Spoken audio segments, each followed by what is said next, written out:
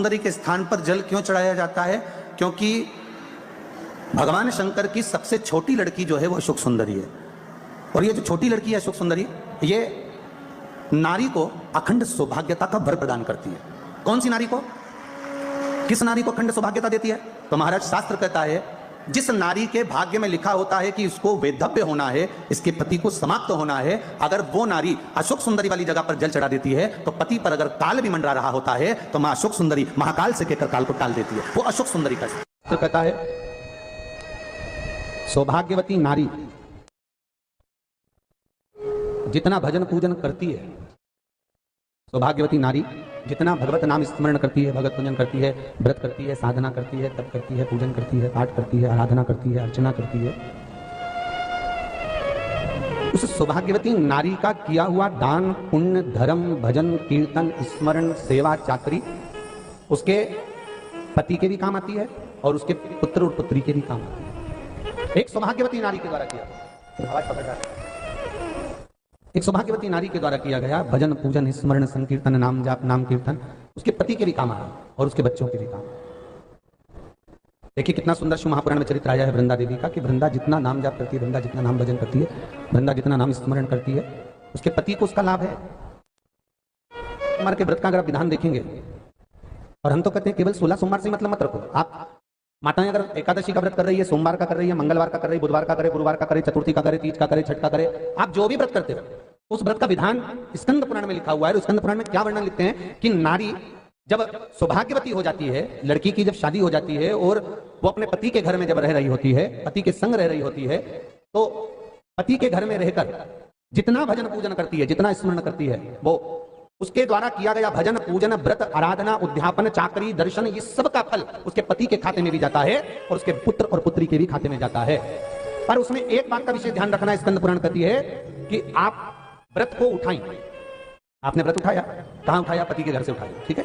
आपने व्रत उठाया सोमवार का, 16 सोमवार का, पशुपतिनाथ का, या गुरुवार का, या मंगलवार का, या बुधवार का, जो भी व्रत आपने उठाया वो पति के घर से उठाया। अब आपका फर्ज क्या है कि व्रत आप अगर कर रही हो तो पति के घर का ही अन्न, पति के घर का ही जल,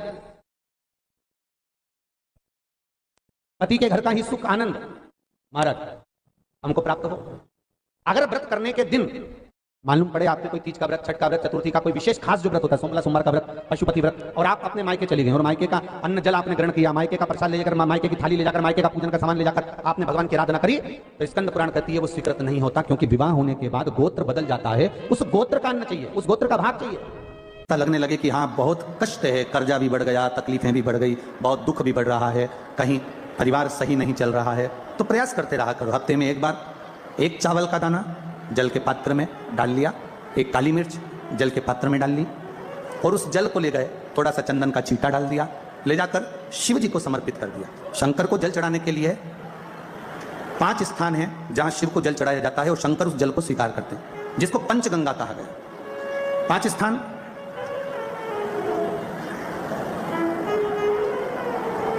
अच्छे से समझ लीजिएगा, जब भी शिव मंदिर में जाएं तो ये 5 स्थान शिव को जल चढ़ाने के लिए ये रखा है। शिवलिंग, गोल जलाधारी, ये चरण जहां से पानी नीचे की ओर जाता है। शंकर भगवान के 13 बच्चे हैं, 13 की 13 बच्चे, शिव जी का संपूर्ण परिवार, 33 कोटि देवता, 64 योगनियां, सब शिवलिंग के आसपास में। आप शंकर जी के मंदिर में जाकर ये कभी ना विचार करना कि पार्वती जी को ढूंढना पड़ेगा, या गणेश जी को ढूंढना पड़ेगा, या कार्तिकेय जी को ढूंढना पड़ेगा, या भैरव को ढूंढना पड़ेगा। हमें शंकर के मंदिर में जाकर किसी देवता को ढूंढने की जरूरत नहीं है। जहां शंकर भगवान का शिवलिंग रखा हुआ है वो माता जी का हस्तकमल है, माता पार्वती जी का स्थान है। जहां शिवलिंग रखा है वो शंकर भगवान है।